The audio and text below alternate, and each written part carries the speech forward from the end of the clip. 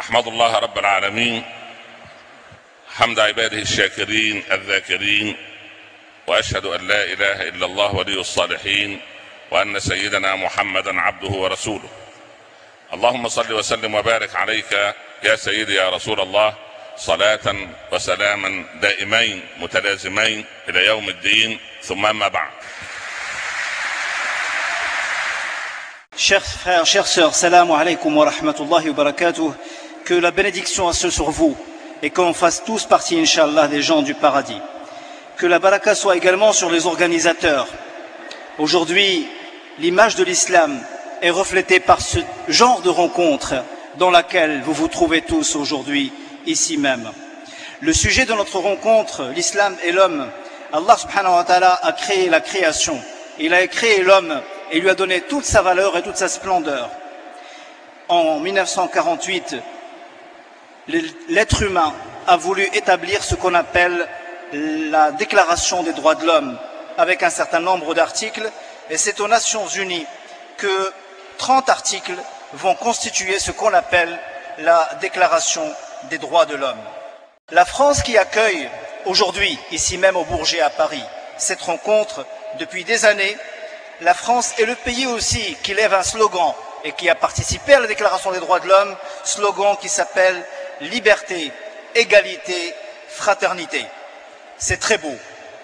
L'islam et les droits de l'homme, ou plutôt l'islam et l'homme, le thème d'aujourd'hui, sur cette terre qui a fait l'affirmation même de ces principes, autant à travers du slogan que nous venons de citer, qu'à travers sa participation en tant que terre d'asile à cette déclaration des droits de l'homme. Mais je voudrais dire que cette égalité, quels que soient les outils qui sont établis pour l'affirmer, il y a plus d'un demi-siècle, je reviens à l'origine de l'islam et de la manière dont l'islam va mettre en valeur justement cette valeur qu'il donne et qu'il accorde à l'homme et à l'humanité. Il le fait à travers le fait de ne pas croire en une seule religion, mais de mettre en valeur tous les envoyés et toutes les religions. Regardez la place qu'il accorde aux cheikh et aux précurseurs de Bani Israël, à savoir Moussa alayhi salam, à travers le fait de faire de la Torah l'un des livres qui est cité dans le Coran. Et un musulman ne peut être musulman s'il ne croit pas en Moussa alayhi salam et s'il ne croit pas à la Taurat comme étant un livre d'Allah subhanahu wa ta'ala.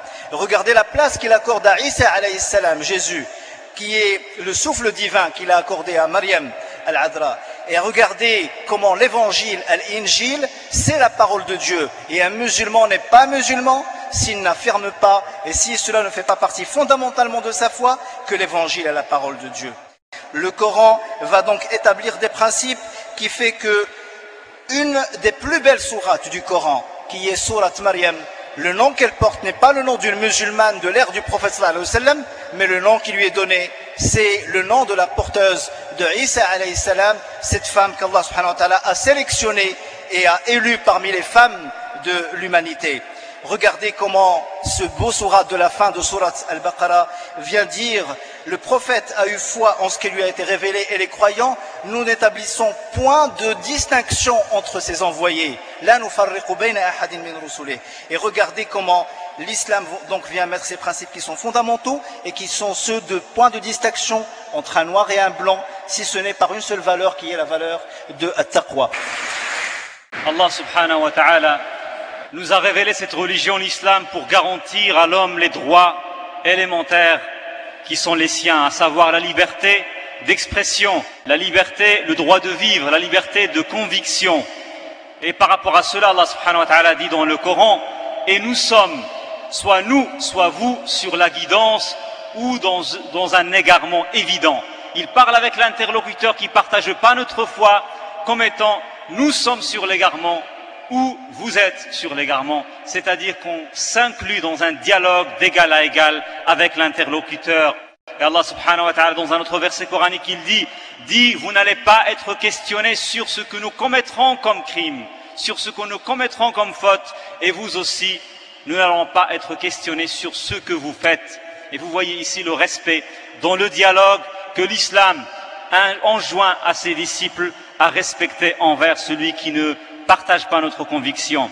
L'islam a une vision qui est la sienne aussi vis-à-vis de l'être humain. Et à tous les niveaux, nous allons remarquer que la position de l'islam vis-à-vis de la femme est une position de respect et d'honorification.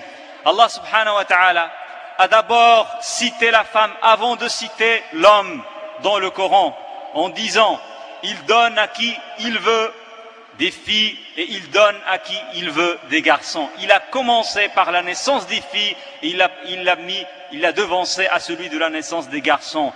Et dans un autre verset, Allah subhanahu wa ta'ala a dit que les femmes ont de droit la même chose qu'ils ont comme devoir qui leur incombe. Ce qui veut dire qu'il a commencé par parler des droits des femmes avant de parler des devoirs dont elles doivent s'acquitter. Et vous voyez que 3 versets, 3 sourates du Coran sont titrés par des titres de femmes. La longue sourate, les femmes, An-Nisa, qui relate les droits de la femme. La sourate Marie, qui parle de cette femme pieuse, honorée, cette femme qui est proche d'Allah subhanahu wa ta'ala, cette femme qui est honorée dans la religion musulmane. Et dans une autre sourate, il a parlé du divorce pour garantir et codifier les droits et les codifications qui doivent s'imposer quant aux droits de la femme concernant le divorce. Et vous voyez très bien qu'il n'y a pas de sourate qui s'intitule les hommes. Aussi, l'islam est venu, ça c'est un regard de prime abord, mais aussi nous remarquons qu'après son mariage, la femme a des droits qui sont inaliénables et qu'on ne peut transgresser, à savoir le droit de cette femme-là auprès de son époux de lui faciliter les tâches ménagères. ولعلي سأضيف أيها الشيخ أنه من واجبه إن كانت متعودة على غسالة أوتوماتيكية أن يشتري لها نفس الغسالة. Et je viens dire que si cette femme-là est dans un contexte qui est aisé, elle est habituée à avoir un lave-linge, un lave-vaisselle, eh bien s'il a les moyens, il est de son devoir de lui dispenser toutes les facilités pour qu'elle s'acquitte de tout ce qu'il faut chez elle facilement. L'imam Ash-Shafi'i par rapport à cela a dit que l'homme a le devoir d'acheter à sa femme les produits cosmétiques avec lesquels elles seront belles pour lui. Et là, il souligne qu'elles seront belles pour son mari, et c'est à lui d'acheter. Aussi, l'islam prescrit que c'est à lui d'assurer les tâches les plus lourdes, c'est à lui de moudre les grains, c'est à lui de faire le pétrissage de la pâte, et c'est à lui de faire le pain. Ça, ce sont des tâches qui sont confiées aux hommes, et il a peur qu'après il y aurait une émeute dans les demeures, et que les femmes se mettent à demander à leur mari de faire le pain, de se mettre à faire le pétrissage de la pâte. Et il nous rappelle que si la femme le fait, c'est un honneur pour elle et c'est une récompense de plus qui lui vient de droit.